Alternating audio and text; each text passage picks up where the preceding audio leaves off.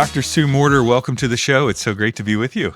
Oh my goodness, it is. It's fabulous to be here. I can't wait to see where we get to go today. Yeah, well, I always love to start off with kind of a practical question, and that is, hey, we got a lot of things going on in the world right now. I think we probably always do throughout history, but now it seems momentous with elections and wars and challenges, right? The economy, all these things. If somebody's dealing with stress, anxiety, worry in the midst of all of this, what practical encouragement or advice would you give them? Oh, so very many things. But as a foundational piece of work, what I love to do is get people in their body.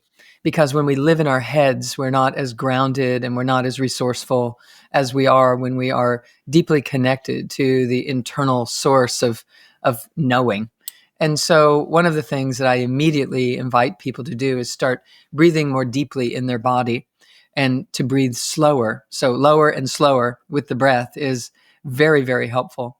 It starts to bring our consciousness down into more of an alpha frequency, which allows us to connect with more of our truly our eternal self. And as we do, we become less controlled by or affected by the outer environment and more connected to and tuned into the internal inspiration that is constantly trying to emerge up and out through us into the world.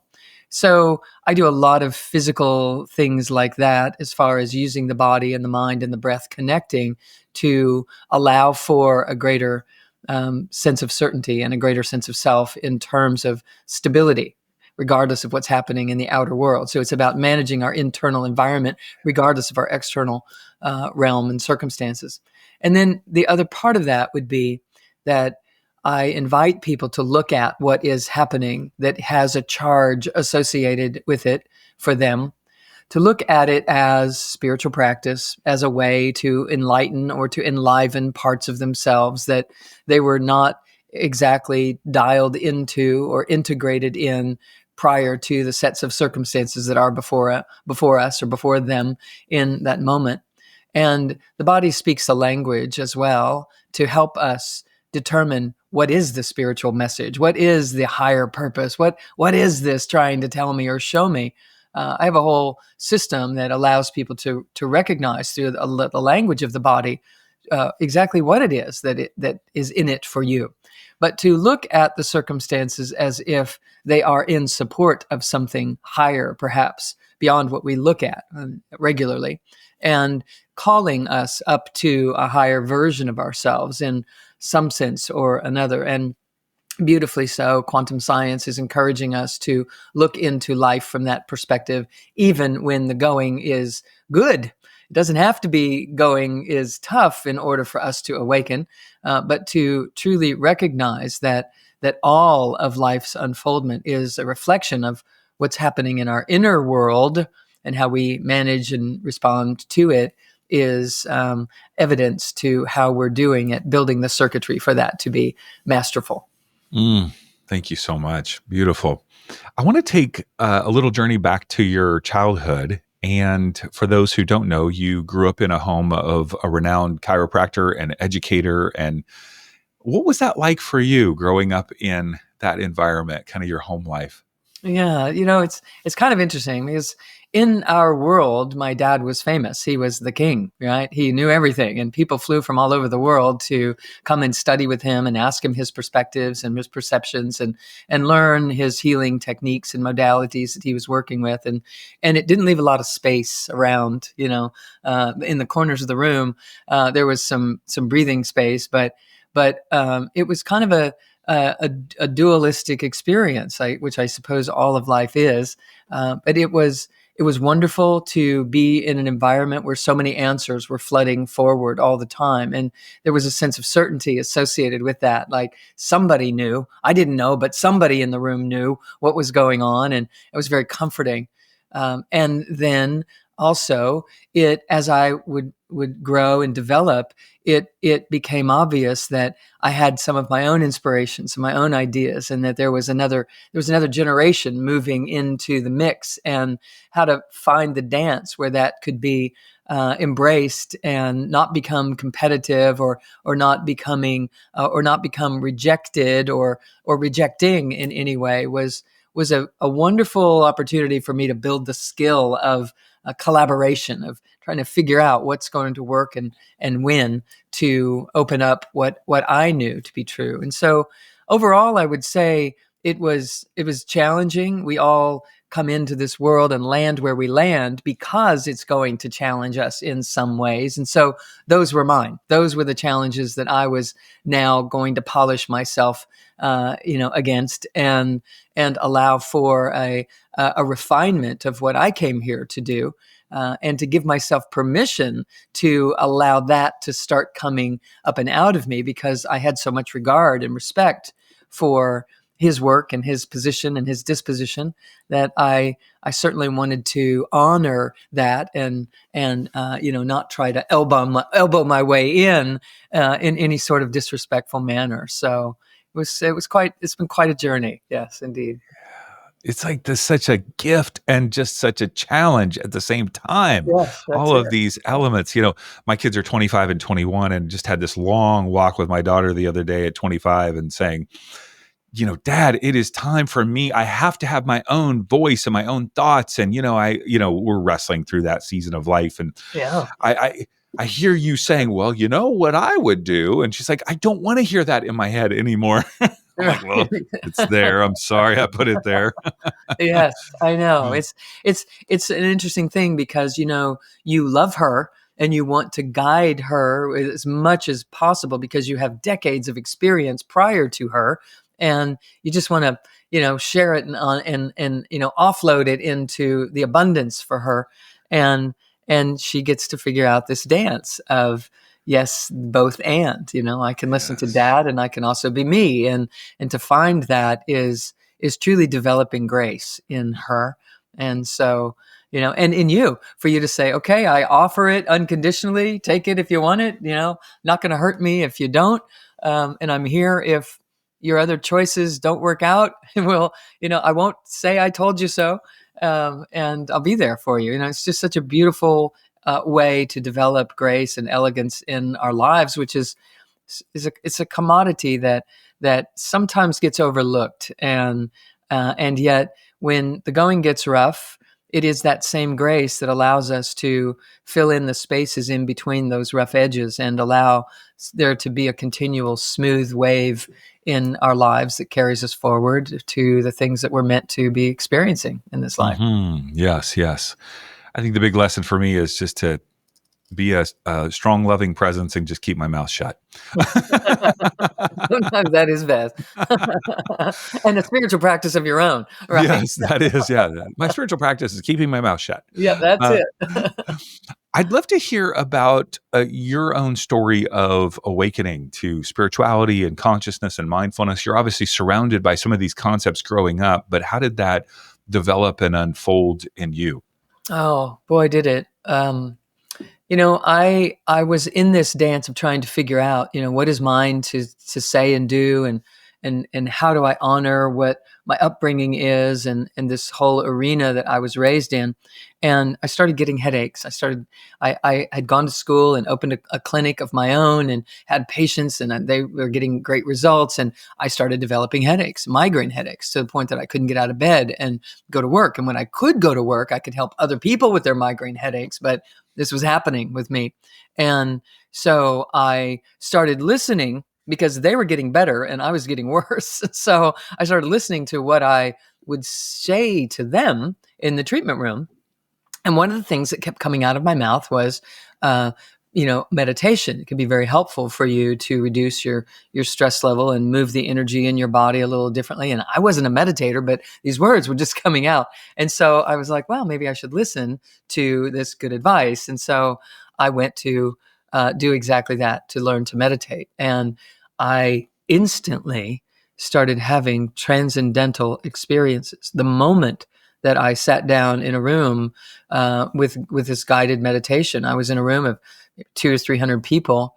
And instantly I started shooting into these other realms, these other worlds. And I had no idea what that meant, what it was, if I was losing my mind, if this was good or it was bad. I had no experience with it. And so I spoke to one of the assistants to the teacher that was in the space. And the next thing I knew, I got invited to India to go and study. And what began unfolding rapidly was this access to these higher realms, where I was me. I wasn't in a physical body. I was a ray of light, and I was exalted above the earth so high that the earth was beneath me, about the size of a marble, and I could see 360, actually more spherically. I could see in every direction at the same time, and I was in a light so brilliantly bright. It was 10 times brighter than the brightest day in the desert that I had ever seen. But I didn't want to shield myself from it. I wanted to be in it. I was that. And every time I took a breath, this beautiful pink, iridescent, translucent horizon would start to rise. And as I would exhale, it would just slowly rest again. And it would rise again on every inhale. And I knew that this brilliant light was coming through this ray of light that I was. And with every breath, it was literally making its way into the physical dimension, into this earth that was so far beneath me. And there were no psychotropics involved. I wasn't on ayahuasca. I wasn't doing journeys in those ways. It was just me and my breath and my own consciousness lighting up, remembering a deeper truth. And I knew in that moment that this light was becoming love as it passed through me. And it was literally being breathed to the planet. And I knew that this was true about every one of us, that that's what we are. We are these rays, these extensions of this divine field, this unified field of consciousness, and making our way into the physical dimension. We're breathing our way into the physical dimension. And I knew that this was our purpose for even being here. And so, most importantly, in those moments, I would say the felt sensation that I had was that there was nothing missing. There was nothing broken. There was nothing to navigate or negotiate. There was nothing to become. There was nothing missing, nothing broken. I was wholly whole, completely complete. And I knew this was true about everyone. And that I had always been there, and that this was the truth of who I was, and that this thing on earth that was going on was just a project that I was engaging in. It wasn't me. It was something I was doing. And so as I dropped down out of that and I came back into the room meditating, with this group of people, I looked around and I knew that my life was changed forever. I didn't know how. I didn't have any idea what was going on, but I knew that I would never be the same, because I now had an understanding, a direct experience that would tell me that this life that we're living here in these bodies and in this realm it is a version of who we are. It is a reflection of who we are. It isn't the true us. And as that is true, I began taking it less intensely and seriously.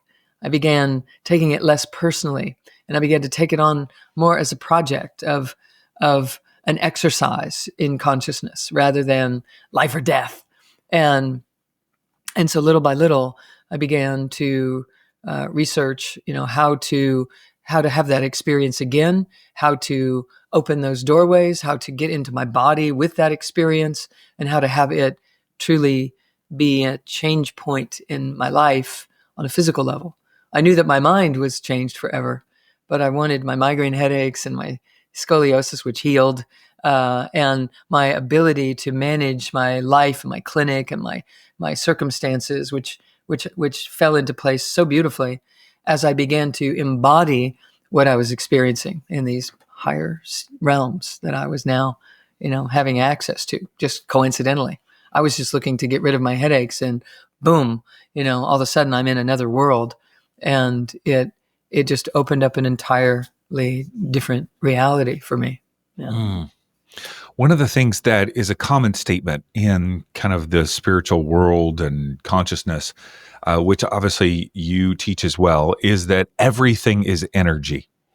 Everything is energy.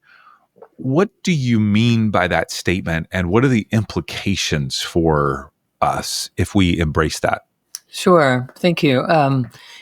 Quantum science references it as everything is energy, and physical matter is just energy compressed into form. That's a law of physics, not quantum physics, but just basic foundational physics, that all physical matter is compressed energy. And quantum science is showing us that our mind plays a role, our conscious intentionality plays a role in how that energy compresses or expands, and how it flows and moves or gets stagnant and stuck, based upon how we use our mind. And so that is very significant in the implications of how that can influence our lives and benefit us, and generate a more masterful living presence for ourselves in our lifetime. And spirituality has said, everything is God. God is everywhere. God, everything is spirit. And they're talking about the same thing. It's just been separated by a common language and compartmentalized and categorized, and as if they don't belong in the same paragraph. For many of the years that I was growing up, science and spirituality were not, they were different worlds. And quantum science started to bridge that. It started to say, faith and trust and belief, and those kinds of intentions and mindsets or dispositions have an effect on how the energy flows through you and through your body and through your life. And so spirituality would say, yes, we've been saying that for thousands of years. And now science is saying, yeah, but now we can prove it. So it makes it more valid, it makes it more true. So right brain and left brain are now getting to dance together, where our artistry and our essence and our sense of presence and beauty and possibility and divinity, if you will, or even healing and love and unconditionality, in our left brain that says, yeah, but I got to make a living and I got to make this work, and we can sit and meditate forever, but if we don't do something, the bills won't get paid, and the world won't go round the way we know it.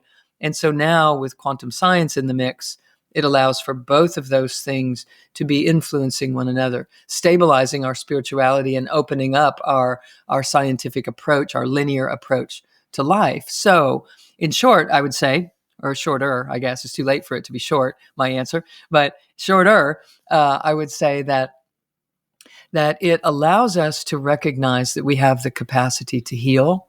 We have the capacity to change patterns of energy flow in our bodies and in our lives and in our relationships, in terms of course, abundance, which everyone is interested in. But there's something so much more beautiful than the abundance that comes to mind when we think about the popular abundance of, making more money, having a better job, being able to have more things to support my family and my life, etc. There is an abundance that is so beautiful in all the in-between moments, that if we would harness that, we actually find all those other things starting to happen automatically, like out of nowhere.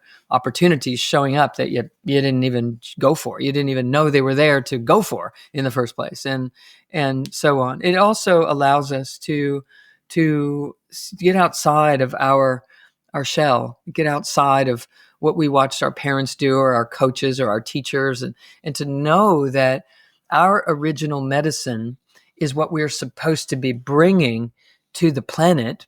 And by allowing ourselves to do that, we also actually have a unique experience of our true self in a way that no other set of rules or guidelines would allow. When we're doing it the way we were taught, or we're doing what somebody else did, or we're trying to mimic or mirror the things that were successful, that seem to work, we're generating a carbon copy of something else. And yet, when we drop that just a little bit at a time, and a little bit more and a little bit more, we drop into ourselves and we give permission for what's in here, what I would love to do or express or share, to just be what I actually do and express and share. And what happens is, at this subconscious and cellular level, we start experiencing truth, true self, solution, the one who is the bringer of the light, if you will, the bringer of solution and possibilities, and the manifester, incarnate. And as we start to get a clue about that, and we do it more, and we choose from this place more and more and more, we start unpacking ourselves into an entirely different realm because we're walking a path that is aligned with the cosmos. It's aligned with the stars and the constellations and the galaxies, and we're in the pattern of the holographic universe, and it gets to flow right through us without distortion or without interruption. And when that starts to happen, uh, truly miracles happen. I experience and witness them in my own life all the time, and I'm, blessed to be able to share that in my coursework with people and watch their lives unfold. Uh, Hmm. yeah, Thank you. Thank you. I was introduced to the energy codes a couple years ago by a woman named Natasha Davidson, who's actually a best facilitator. And so she introduced me to your concepts and bioenergetic synchronization technique. And she's just become a great friend.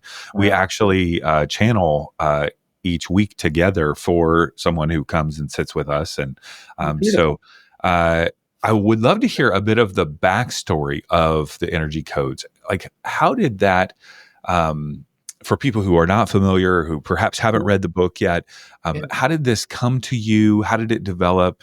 Give us the history.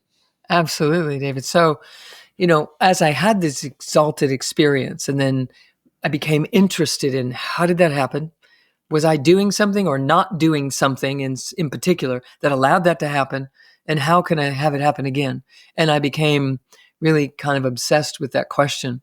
And I turned my life into a living laboratory, truly, for about 5 years. I didn't really talk about it a lot with other people. I wasn't really able to. I didn't even have words to even articulate or to even bring it forward in my consciousness as a goal or a vision. It wasn't like that at all. It was just now here.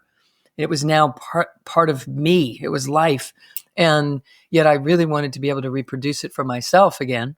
And then my true nature is that I immediately want to share it with other people. It's just, I'm a teacher. Have been since I was in elementary school, helping other people learn how to do this or how to do that, all the way through, even in through graduate school. I was the one in the back of the library giving people the crash courses on how to pass that test we were all about to go into, just over and over, just wanting people to get it, to understand. So it's a real passion. So I started recognizing that while I had this exalted experience and I was having some others as well, my life was still my life, the same. And I wanted the two to become one transformed state. I wanted my life to be as transformed as now my awareness was because of these exalted experiences that I was having. And so I started just watching. What would I do when I tried this and it wouldn't work, and I tried that and I wouldn't work, and then I would just give up? When I would give up, it would happen. I'm like, okay, so it's about surrender. All right, so surrender is in the mix. So I would add that into my intention of not trying to reproduce what I had experienced, but to make myself available to allowing whatever is next to come through me or next to come to me, whatever, that I would be available for that instead of trying to make this other thing happen that I didn't even know could happen when it happened the first time. And that was an essential ingredient. And so I started tracking all of this. And in the process of that, I started sharing it with my patients. Try some of this, do some of this. While you're thinking of this, do this, breathe in this way, and allow this to just come through without you trying to make it into something or to control your environment, or let go of this so that you can spend that energy on this instead. And they started getting better faster, and they started staying better longer in between visits to my office. And I knew that I was onto something. And it was like, okay, this isn't just me. This is something that is reproducible, and other people can benefit from this disposition as well, from this pathway that was carving itself in my life. And so I started codifying what was happening. And over time, I started holding classes at night in my reception area, just teaching patients about this preemptively so that they could get those results faster in my clinic. And miracles started happening, awakenings started happening, healings started happening. And so I was very inclined to really try to write this down in some sort of fashion, even though an awakening process really isn't a linear one. But we could lay out some of the ingredients that we know are required and teach all those ingredients to people, and then make them available to sense and to feel and to perceive which ones of these things are needed most and needed first. And in the process of that, became the energy code. So it was a codifying way of approaching the various facets of life that are involved for so many people to align in a way that allows the energies to not be wasted and yet to be freed up inside the system so that we can start piercing the veils in between the various energy centers and the levels of consciousness that they represent, so that we can have deeper integrations, so that we can start to really pierce through the primitive brain and elevate up through to the high brain centers, which allow us to see and perceive completely differently, to see a world that is not against us, but that is for us, and to be able to interpret all circumstances without exception, no exceptions, in fact, all circumstances being in support of us waking to our creatorship instead of being locked in to our survivorship, if you will. And so then, I got to stop you. yeah, I got gotta to write stop you. it That down. Yeah. last line, I mean, just every line you say is like just amazing. This last line, I want to make sure we capture this because you're just spewing such Okay. greatness, Sorry, I get greatness. on a roll there. No, it's just wonderful. But this last line, I want to make sure that we capture that. That last Mhm. thing that you said about creatorship versus survivorship. Like, can Yeah. you say that line again? The whole Yeah. last line? Yes. The whole of our life is truly to press us into an alignment that awakens us to living from our creatorship instead of basically settling for living in our survivorship. Hmm. We currently live from a place of survivorship. I got to get mine. I got to get this. I got to make ends meet. I got to make this work. I don't know how. I have to try to not get too old too quickly so that I can live long enough to get this right. And it's just this, Hmm. oh my gosh, it's exhausting. And Hmm. there's another version of us that exists above the primitive brain and different brain centers that allow us, when we tap there and sit there, Yes. we start to recognize that there is nothing but grace happening here. And if I stop resisting it, it can flow through me. And if I learn to train my mind to find it and sense it and feel it and trust it and just act upon it, just little by little by little, all of a sudden I realize that I can be preemptive. I can be creating instead of using my creativity to find a better way to react to what somebody else creates in my life. And now I got to deal with it. It's a higher level of utilization of our creative essence, our creative foundation, in that we're literally generating the life circumstances. We're taking a step into, it's sort of like you're creating in the dark. You don't have anything to go on except your inspiration and your passion. And if you don't have access to your inspiration and your passion, the energy codes provides the way to open that up, because everyone has it. It's just a matter of, are you connected? Is your mind connected to it or not? Are you aware that you're made of that stuff? Hmm. And so it's really a matter of waking up to a different expression of our creativity that is out ahead of the game instead of on the backside of the model, as I refer to it. We move to the front side of the model and learn how to think and live and breathe as a creator instead of a survivor. Hmm. As a reactor. Yeah, A totally. reactor to whatever I Yeah, love what somebody else created in my life. yeah. This is the quantum flip you refer to. Is that right? Is that the Yes, language you yes, would use? quantum flip. So we're flipping from survivorship into, flipping from worst case scenarios and trying to make the best out of, the worst of it is, or the most dense version is, this is me. I was born this way. This is my life. I'm stuck. No way out. And then we move forward into saying, life is tough, but I'm not going to let it get me down. I'm going to make lemonade out of lemons. I'm going to do that whole thing. And then there's a whole other gap that we can traverse that says, there's nothing wrong with lemons. You don't have to try to turn them into something good. They're wonderful just as they are. There's nothing wrong with your life that you need to fix. And then if we continue to move forward in this quantum flip over this gap, we start to realize that absolutely every single thing that I experience and encounter is here in my favor. And I'm generating these experiences so that I can keep up leveling my perception of who I am and continue to let go of who I thought I was, what I thought was necessary to be okay, what I thought was required to get the job done, what all the beliefs and understandings that we thought were true. They're actually not so much true. When we step all the way into our creatorship, we literally can generate life circumstances without the trials and tribulations and the blood, sweat, and tears and all of that systematic approach in a linear fashion that we thought as a species so far, was true. And it puts us in another realm. Actually, it puts us in a realm where intelligence has been on this planet before. I take people to sacred sites around the world is another thing that I do. And, we were just in Egypt and, just looking at the majesty of these temples that were built and how they were taking these obelisks and, moving them hundreds of miles and standing up these structures that are just one stone, this huge, 3 and 4 stories tall, one stone. And how do they do that? And of course, building the Great Pyramids and these types of things. Clearly, there was an intelligence that was here before that was capable of technologies that we're only now rediscovering. And so I say that we're just now arriving at this again. We're arriving to these places for the first time again. It's like that. So when we start to see it that way, that this earthly experience is really just a practice ground of awakening, it starts to change this story that we would write. In fact, I find myself not really wanting to write the stories and fill in the blanks and make assumptions because it's sort of a waste of energy. And to really save that energy to create and to be preemptive is a very prudent thing to do when we're trying to generate a different experience for ourselves. Mm-hmm. Give me a practical example in daily life. Somebody's having a difficult day.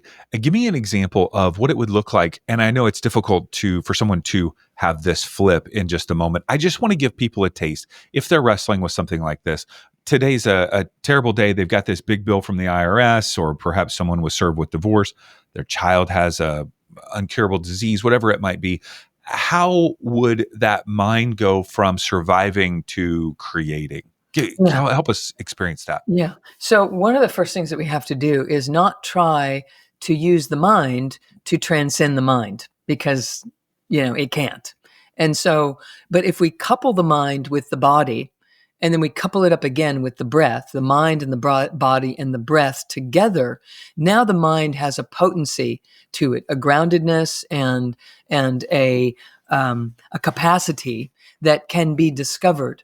Maybe not in that exact moment, but we can use that exact stressful moment to help build a better version of ourselves so that when it comes time for the solution to deal with the IRS or to deal with the divorce with grace, that we have the circuitry in place to be able to do it.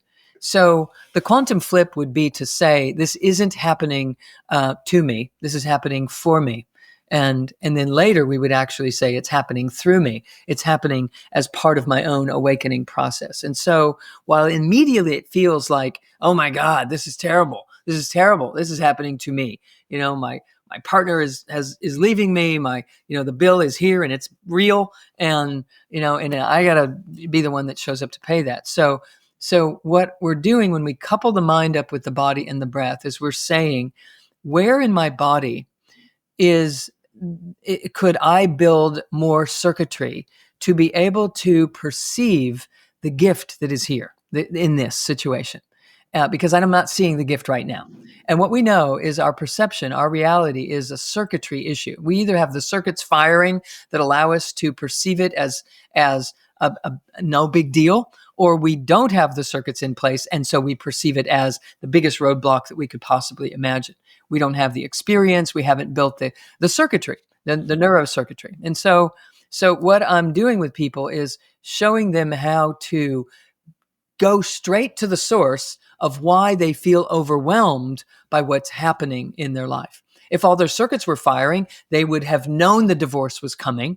They would be prepared to manage it with grace, with strength, with clarity. They would also know that rejection is a course correction, that if you don't want me, there's somebody else who does, that's actually going to be a better match for me in my life, or I'm headed down some path that isn't the path I'm supposed to be on. And so there's another way of looking at things. But if we don't have the circuitry in place, all we see is I'm unlovable, or all we see is I'll never be able to pay this bill. I don't have the resources. I don't have the money. It's not going to happen.